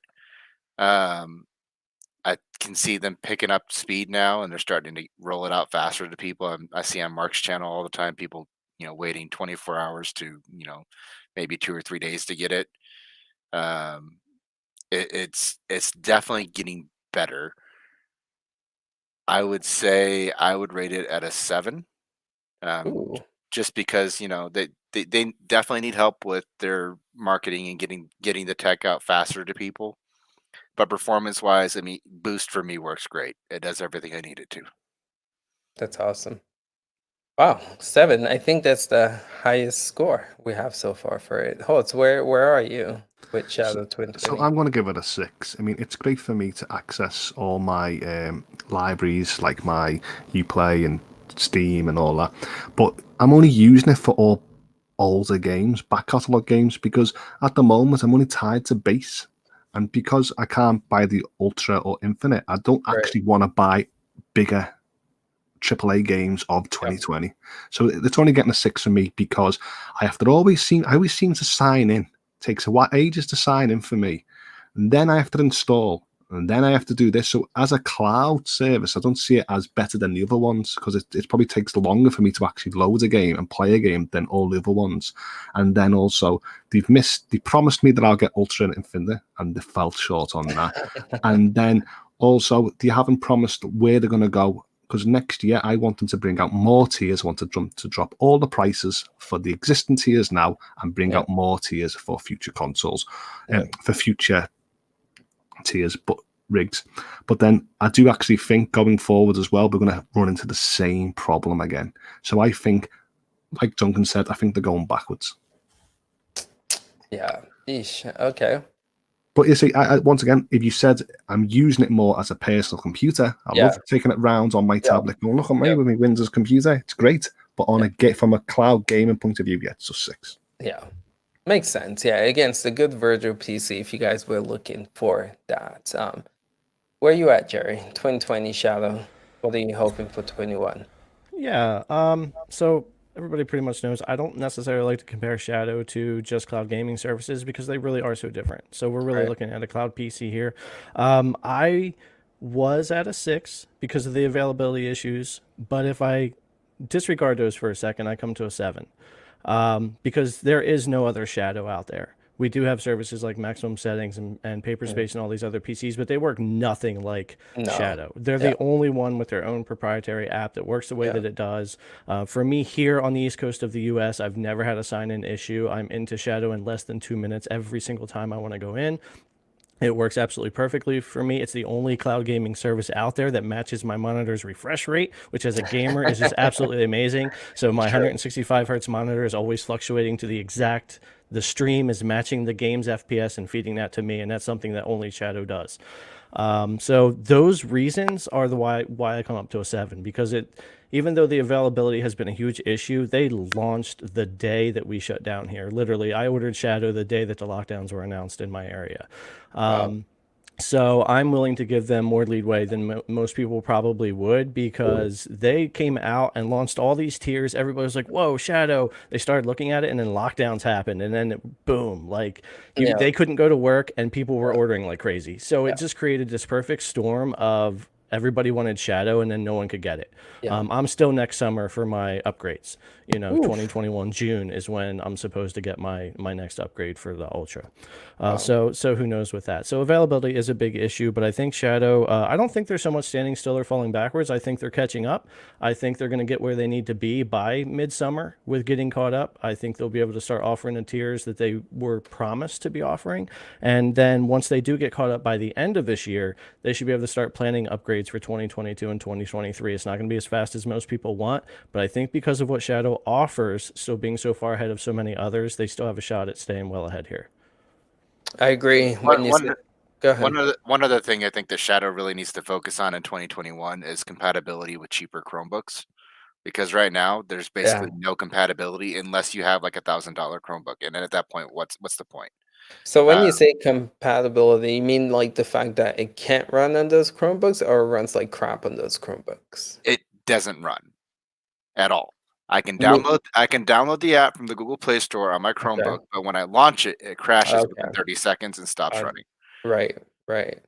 It's a bummer. Yeah. And honestly, that's a king market that they should be on. You could have this great gaming computer on a $200 Chromebook. That's true. And you can even go as far as to say you can have Windows on Chromebooks, right? So it's a good marketing tool there too. Huh.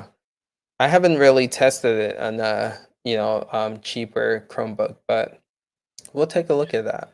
I think officially it's not supported. That's It's not. probably why. Yeah, so officially it's not supported. But then saying that, they are the only one who have a native app on iOS and not going through the web browser and have Linux applications, all of these things. So variety of applications. They're obviously one of the top ones. Yeah. Sorry, I'm just like reading. I think Chief's a little salty about the delay in the EU with Shadow. Anywho, I would rate Shadows as a 7. And yeah, just when it comes to gaming, it's okay for me, but I use it more than just for gaming. And again, like Jared was saying, there's nothing like it. Yes, it's max settings, right? But realistically speaking, I feel like Shadow is sorry Max, but it's king in this area, man. They just, yes, it sucks that I'm still, with Boost, still waiting for my Infinite. But again, it just runs really well. I don't have that much issues. I can't tell you how many issues I run into sometimes trying to launch max settings. And so I would rate this a 7. And when you're right about like right when they announced the tier, the virus situation hit, and then they were scrambling, and I believe that's why they ran into the issues financially that they ran into in the change in management. But hopefully 2021 they pick it up and get things rolling, because they do have a great product. They just need to get on things with it. But yeah, that's my take on it. Let's hop into PlayStation Now. We got like, we'll try and cover this in 5 minutes and do Lunan 5. So let's see how that goes. All right. So where would you rate 2020 PlayStation Now? We'll start with you, Holton. Where do you want to see it go in 21? So I'm going to give it a 5 because, just all the games that I wanted to play were just coming out too fast. I didn't find that they kept all the PlayStation 4 exclusives that I actually wanted to play. It came out with low resolution, 720 to 1080 in that certain cases, and to me it just wasn't really appealing, which is a shame, because they did some good things right in 2020. They sort of cut the price of subscription. There was games there for many, but I rather go for quality of games that I want to play than actually quantity of games. I feel like a lot of people jumped on PlayStation Now not because of the cloud feature, because they were allowed to download the library of games. So I think that's sort of the cheating on when I think of a cloud service. So that is why I give it a 5. Going forward, I would like to see them push all PlayStation exclusives on there, PlayStation 4 exclusives, should I say, the majority of the best-selling PlayStation 4 games, and an increase in graphics fidelity. Nice. I think if you read my list right there. All right, Jared, let's hear from you. PS Now, what can be done? Similar. 6 out of 10 on PC, 8 out of 10 on console. Downloading is cheating. However, on console, it is pretty awesome that your subscription allows you to either stream or get the full graphic fidelity and download. Rather than look at it as cheating, I look at it as a feature that other cloud gaming services don't have yet. However, Xcloud will. When it comes to Xbox, they'll do a similar thing. So yeah, if I average that out, I'd probably give it a 7 out of 10, just overall, because I have a PlayStation 5. If I was strictly on PC, it would be lower. The 720p's got to go. We need 1080 or higher. We need 60 frames per second. We say that with cloud gaming all the time now. We want 60 or higher. We want 1080p and higher, and that's what also keeps it low. And I'm tired of seeing exclusives leave. Yes, Horizon is staying now, but we need every PlayStation exclusive to stay on there, and I want to see that to be a big thing this year, is exclusives to stay on there. and let's merge PS Plus and PS Now together. People talk about Game Pass being confusing. Those two can be confusing. So let's get those together too in one service as well. Yeah. Good point. Good point. Duncan, what's your take? PS Now 2020. Where do you want to see going 21? For iPhone 10, the reason it's got a 4 is the game quality that has improved, but everything else is stayed still. The Square talk earlier on their statement on the 1st of January saying that PlayStation Now is getting, or PlayStation Now, too many confused with all these names. PlayStation Now is getting a bump soon as well, so that's all good news. I think we all know needs up to at least 1080, at least 1080, and get more PlayStation first party games on and stay on. I think we're all going to be singing from the same hymn sheet here, but I'm giving it a 4. If we were going to add in being able to download, yeah, I would bump it up to a 7 or 8 because some of the games are just amazing. So there we go. Okay. Cool. Good to know. Mark, where do you have PlayStation 2020? And where do you want to go? As a nice change of pace, I think Jerry hit all of my notes. Score-wise, yeah, I think it's a 5 out of 10 for me. Wouldn't personally recommend it out of all of the ones that we talk about, which is why it isn't kind of like a standing topic week in, week out for us. Right. Yeah, until it gets a rework, fidelity increases, performance gets better. It has the highest latency out of any service I've ever tried, whether it's native on the console, as in streaming on the console or streaming on PC, they're both equally as bad. So yeah, it's a 5 out of 10 for me. I honestly don't know where it's going in 2021, but I guarantee they're going to do something big with it. And I think we've said before, I just don't know what that is. Right. But it's going to be big. When's the last time you tried PlayStation Now? Probably the last time I reviewed it, because I refused to continue paying that subscription. You might want to check it again. I just did a video with Detroit. Was it not Detroit? Detroit Become Human? No, it was the bike Days Gone, right? They just released that. And I was really shocked by the performance. It actually ran pretty well. Okay. I don't know what they're doing, to make it better. But as far as like graphics, though, still limited to 720p, and I don't like that. But performance-wise, I felt like it got a little better. Okay. But yeah, and where would you rate this, Ben? 2020 PS Now. Where do you want to see it go in 21? I don't have a score for it, honestly, because I've never tried it. I don't really consider it cloud gaming, since you're stuck to either your PlayStation or a PC. You're not. You're way too limited. I don't have a score for it. It doesn't fall. It doesn't even land in the right category. Dag. Okay. Wow. All right. So I rate it at a 4. Or, I mean, they have a long way to go. I can't stress that enough. That's Marcus, right? That's why we don't cover it on a weekly basis here, because really it's not, and Ben, you're right on this, it's really not much to talk about. So again, they have a lot. If any company that needs to do work the most, I would say is Sony right now at this point. But let's get to Luna. Again, just released this beta end of last year. Some people got the invite, some people have tested it. Where do you guys see this going in 2021? And let's not even talk about 2020. Just focus on the future of it. So to get started, Duncan, what's your take on Luna? Okay, for Luna for 2021 will be more countries, and we're going to start seeing some of Amazon's cache being flashed to get more people onto the platform. I'm expecting an EA channel imminently. I think that is the one which is 100% nailed on, coming really soon, and I think that's the easy one to predict, is EA is coming. The next one wouldn't be shocked with is an Activision one. But what I'm most excited about is actually all the Twitch features and seeing where they're going to go with that, because just like Stadia, they have started pushing out direct crowd play, crowd choice, and all these sort of features. If you actually go in and read about the details in the Lumberyard, kit, or sorry, the number or engine frequently asked questions and features which I talk about. Basically, they are basically going to be like Stadia going forward. It may not look like it now, but that is where they're going to be ending up. So I'm just looking forward to getting it into my actual hands, since it's not over here in the UK yet, to give it a whirl.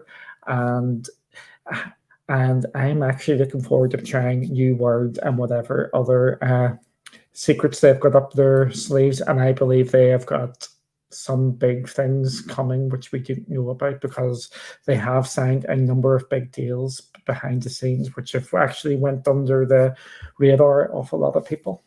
Huh. Nice. Good to know. Jared, where do you see Luna 2021? Yeah, I've enjoyed being able to mess with Luna a little bit and get a few comparisons and stuff up on that. The interesting thing with Luna is it performs very differently if it's running a full-blown PC version of a game versus a game that feels more ported for it, like Stadia. So where Control is definitely not running the PC version, but yet on the Ubisoft channel, we're running all PC versions, and those are much more stuttery and have issues no matter what you do, versus the other games that can feel very smooth. So I think those are the kind of things that are going to come together and get better as we go. We're going to see more channels. EA probably is next, like Duncan said, and that would be a really good one. I think we'll have a few more channels added. I think the Luna Plus channel will get rolled into Prime eventually. I don't know if that'll happen during beta though. And of course, more countries. They're going to expand the beta, and I don't even know if it'll come out of beta this year. Maybe by the fall. I don't think they're going to rush it, and I think they're going to do a really good job with having a fully fleshed out system with features, games, subscription, nice business model laid out for you, so that consumers that aren't in on the beta know exactly what they're getting, and they can have a successful launch. And it's what I think Stadia should have done, even though I like where they're going now. They botched it in the beginning, and I think that's what Amazon's trying not to do. Right. Learning from Stadia's mistakes, for sure. Where are you, Holds 2021 with Luna? All I care about is they hurry up and start saying who they're partnering with for the channels. I need them to start creating the channels from the likes of Capcom, Sega, Bandai Namco, Square Enix, and EA. Yep. So within the 12 months, just every 2 months, just announce another partnership, and I'll be happy. Right. Even though I haven't got access to it. Imagine if they can end 2021 with all those partnerships, then it'd be a win for me. Yeah. And then in 2022, all you have to keep on saying is we're upgrading the specs. Right. Potential. Good point. Ben, where are you at with Luna 2021? I mean, I wish I could have gotten to try it already. That would have been nice. But I agree that the partnerships, they need to put out more news. They're way too silent for something that they're trying to build. I get that they're in early access and developer mode and all that stuff, but they need to start rolling out more news to get people hyped for it, make people want it.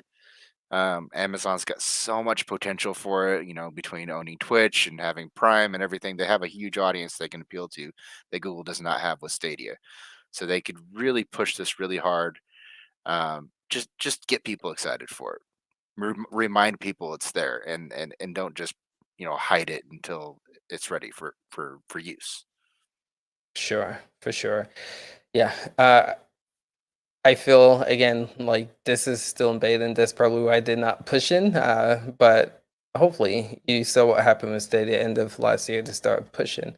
So maybe when they get things in order, they might start pushing it more. But Mark, what's your take on Luna? Oh, go ahead, Holt. So you're going to say something? No, I was going to say then, if they actually are going official in other countries, I really would like a small form factor new Fire Stick, or at least they tell us that it's going to go native on the Prime app on TVs.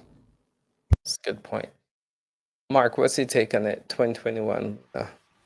Yeah, with that last point, I think Holt's finished off my list along with everyone else. So ramp up expansion, definitely need to go outside the US.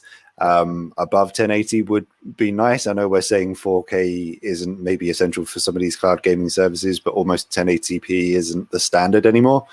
So above that would be good. But again, in a beta phase, 1080p is fine. It's even better than PlayStation Now and Xcloud. So that's okay. More channels, as we've said. More games added to that base Luna Plus subscription. The $5.99 Luna Plus library. I feel like there's some decent titles in there, but the majority of them are like games that I maybe wouldn't look at. So some better ones to encourage people to go for that base subscription would be good. And yeah, I'm kind of excited to see what they have in terms of these exclusives through Amazon Studios, like New World. Because yeah, New World was one that I was really excited for on PC. The fact that's coming to Luna is even more exciting. I think they're the ones working on the Lord of the Rings game, MMORPG revamp. Yeah. So yeah, like that coming to Luna, for example, that would be great. Yeah, true. So I'm hearing you guys say Luna has potential in 2021. They just need to do some things, right? I feel the same way too here. Adding more channels, I can't stress it enough, is the biggest thing. I feel like that's an advantage that they have over their competitors. Like Holtz was saying, at the end of the year, if we can see all of the major ones, Capcom, EA, Activision, Sega, Square Enix, man, that would be awesome, because if those games come out same day release, it'll be a way to access them on Luna. So again, that'll be dope. But yeah, guys, we covered it all. It's crazy. I didn't think we would, but we did it. So appreciate you guys' feedback when it comes to this. Just want to give you guys a second to plug your channels and tell people where they can find you, members of the panel. So to start, I guess, Jerry, kick it off. Oh, I thought we were going until another hour, man. All right. So, yeah, Game Tech Planet, YouTube, Twitter, Facebook, Discord, all that kind of stuff. We've got some current giveaways going on Discord. You can catch all those links in all the videos over there on YouTube. And yeah, that's pretty much it. If you got any questions, hit me up. Cool. Duncan, where can they find you, sir? I'm just going to throw a wrench into the works here. My big prediction for 2021, Apple enters the fray some way or another. Cloud gaming. So there we go. Old school. I was gonna go dun dun dun. So that is my big prediction of the year. Is Apple gets involved somehow this year by a partnership rather than your own ones. But you can find me at WonderScape on Twitter and also Cloudy with Games. Nice. Holtz, where can they find you, sir? You can see me lurking around on YouTube under Holtz. See me on Twitter, Holtz86 or Cloud Gaming Club. Cool. Ben, where can they find you, sir? Lurking in all the Discords for all these guys. Yeah, very active on Discord. What's your name on Discord so people can know? Because you don't go by Ben on Discord. Well, yeah, it's either Ben or Poseidon, but I'm not logged into YouTube right now, so I can't type it in. Oh, okay, cool. If someone can type it in, be helpful. Mark, where can they find you, sir? What do you do? I'm just going to add on to Duncan's prediction. I think Nintendo might do more this year. We saw Control. Yes, so that's maybe next week. I think Control was a good test, and I think we'll see more. But you can find me at MarkWattsVLG over on Twitter and YouTube, and MarkVLG on TikTok for 3D printing. I'm going to start plugging that, just so everyone's aware. That's awesome. So Dark, people are saying this is not going to happen. So don't want to bust your bubbles, but we might not see 14. Anyway, I digress. So appreciate you guys. This was a lot of fun. We'll be back to our normal routine every Saturday, 2 p.m. West Coast time. We'll be having this podcast on Monday and Wednesdays. We'll be having Q&A. So if your questions wasn't answered here, hop in there, ask your questions, and members of this panel, they can join if they want. Just like we always do, send you a link, come in. But yeah, it's a good way to pick up with the questions when this is done. But appreciate you guys. Again, we're back here next Saturday. This was a lot of fun. See you guys. Catch you next one. Peace out.